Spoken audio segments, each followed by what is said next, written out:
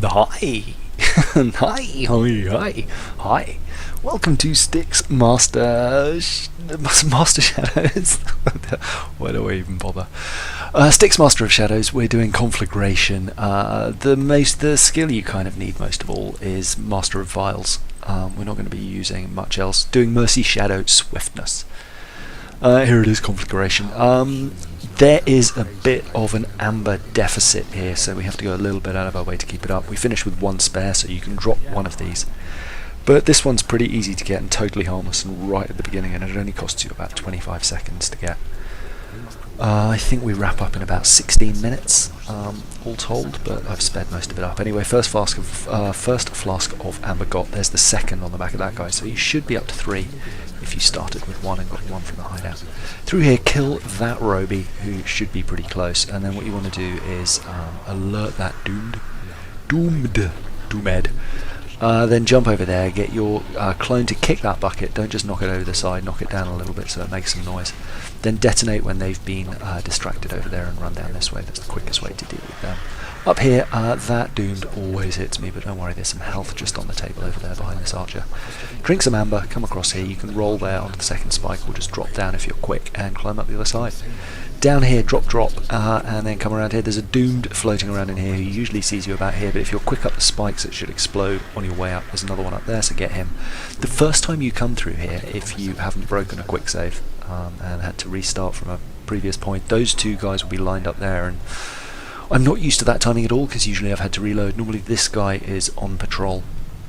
Either way, use invisibility and get on top of this wardrobe. Wait for that archer up there to turn around. And then get behind that barrel. Sorry, get into this corner. This doomed will be there, but you can roll backwards and forwards there pretty safely without the archer hearing you to dodge his attack.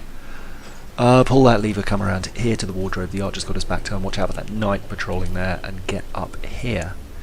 Ignore these Robies, there's a coin in there, but we don't need it. When you jump off that grip point, don't jump up next to the bucket, jump straight up onto the pipe. Use invisibility, because if you knock the bucket over, you're going to be in trouble. Come around here and just wait the knight out. I should have stayed invisible, because now I'm in the open, and I'm like, oh god, what have he done right? But I know he doesn't turn right, so it's fine. Then around up here, and you're, drink some more amber.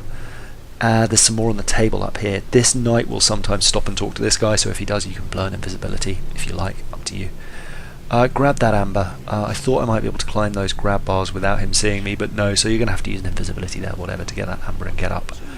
Then around here, while you're still invisible, I'm not normally, so the archer won't see you. Come around here. He's never normally there, he's usually much deeper, so if he's there, wait for him to get bored, then climb up after he's a good distance away, and stab him in the face. And off to zone 2. That was quite a long one, I'm afraid, like 4 minutes, I think. Yeah, 4:38. Here, up and to the right, we're going to be pretty quick here. Climb up those, that's it. Jump along here, and I haven't stopped running yet, but you're going to want to when you jump off here. I didn't realise I could drop from there without taking health, but now crouch. As soon as that guy goes yellow, you want him to go yellow, but not orange. And then come around, stay in the shadows until you're definitely out of that knight's zone of vision. And then come up here. Occasionally I've seen him at that table when you come up here, so you might have to spend an invisibility. Wait for the orc to be asleep, run up here, save on the way up. Always a great place to save. And then I just run up to this door to stop these guys' conversation. Causes them to get on the move a bit more quickly. Through this gap, go invisible, wait for them to clear. The document carrier always does a switchback. Try not to hide, pull the lever, come through here. Follow the knight down. You can sometimes, if you're quick, catch the document there, but not very often. Wait for the knight to turn his back. Come round here, under the table, make sure you hug the wall, ignore that guy, come through here, steal the document there, you can always get it by then, and then wait till he's a little bit out of the way, there, and drop down here. Now wait for this guy, the sword dude to go around there, Jeremy. Drop down here, you want to hang off the lip of the second drop and then get as close to the middle of this below and push forward as you drop, and you'll land with no damage. Otherwise make sure you've got health, and whatever you do, don't walk down there, because I immediately got seen. That's not what I meant to do at all. So down here, Jeremy, you go past, over here, carefully off the edge, hang off the second lip, get roughly to the middle of there and push forwards as you drop, and you will land with no health damage. If you don't get onto that, you'll lose a bit of health, not a huge amount, so just use a health file. That guy, the first time you get there, will go drink water, so drop down to the left and get behind him. If he doesn't jump over that gap, make sure the archer up there isn't looking at you, and roll off there instead. Then come down here. This guy on the left saw me, which he never normally does. So stop and make sure he's not looking at you while you're still in the shadow there before going into the light. As long as you're in good shape, come around here using invisibility, walk straight past this guy, watch for the footstool that he's behind right now. I've knocked that over more times than I care to admit to. That guy will go orange, don't worry too much about him, and you can just roll and then make a run for it all the way up here. There's some grab bars up here, save here. This bit's easy to mess up as well.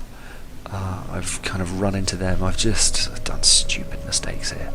But as long as you're in good shape, come around here using a vial of amber, then invisibility again. This guy's carrying a vial, so we're straight back up to 2 vials, which is good news.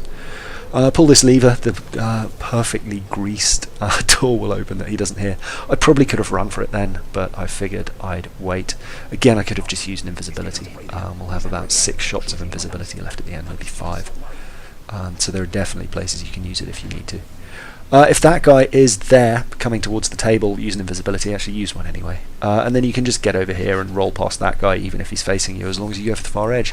Here I've got a slightly quicker way to do it than the coins way. I played around a bit, and this is the easiest way. Just walk around, let them see you, pull the lever, detonate, they'll get bored.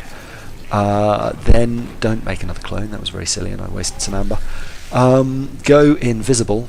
Go invisible and just stand on the table, and the knight will go past. That guy will turn around, and as soon as he's turned and the knight's clear, just grab that amber there and then head back this way.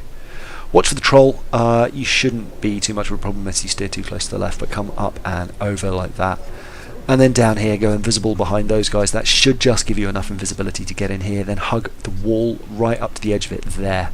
Go invisible and walk up to this door, then like mashing the unlock button the entire time.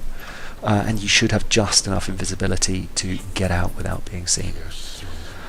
Here we are, zone 3. I think we're at 10 minutes 12 or something. 10 minutes 5. Head up these steps. There we are.